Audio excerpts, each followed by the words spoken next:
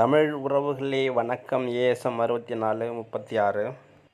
பன்னீர்செல்வம் பாரதிய ஜனதா கட்சியுடன் தனது கூட்டணியை முறித்து கொண்டது.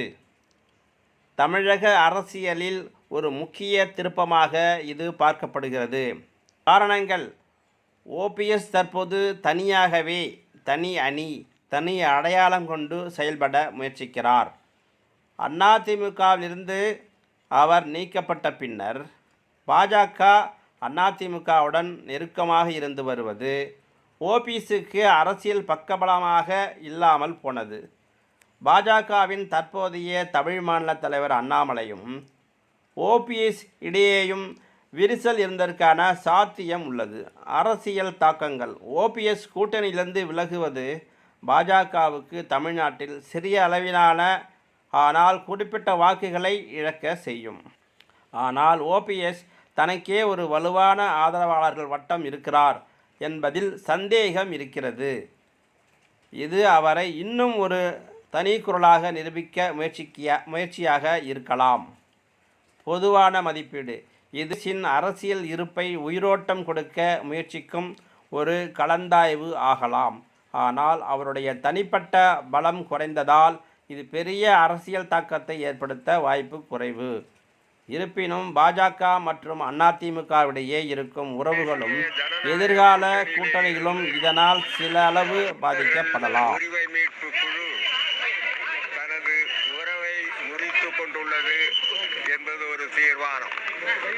தேசிய ஜனநாயக கூட்டணியில் இனி தொண்டர்கள் உரிமை மீட்பு குழு இடம்பெறாது.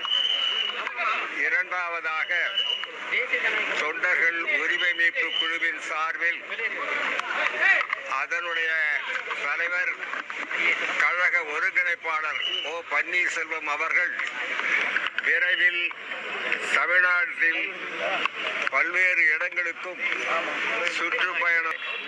தேசிய ஜனநாயக கூட்டணியிலே இருந்த உறவு முறிக்கப்பட்டுள்ளது. அன்பிற்குரிய ஒருங்கிணைப்பாளர் அவர்கள் விரைவில் சுற்றுப்பயணம் மேற்கொள்ள இருக்கிறார்கள்.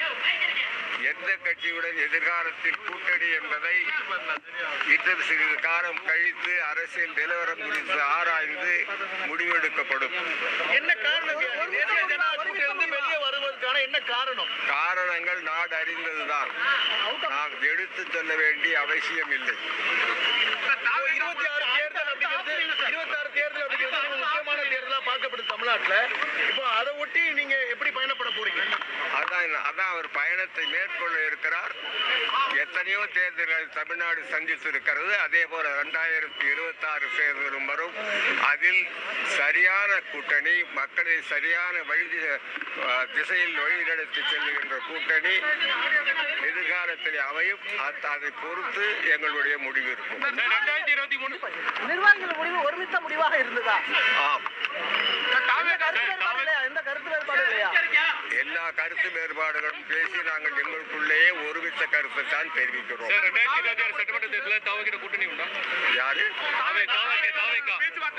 அதாவது கூட்டணியை எங்களை நிறைவேற்றிக் கொண்டுதான் கூட்டணி தீர்மானிப்போம்.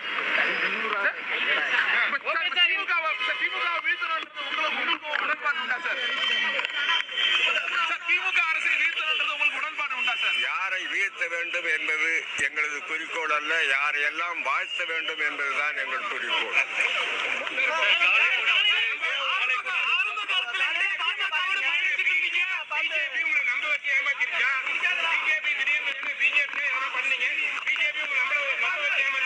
பிஜேபி எங்களுக்கு என்ன செய்தது என்பதை நாங்கள் சொல்ல வேண்டிய அவசியமில்லை, நாடே அறியும்.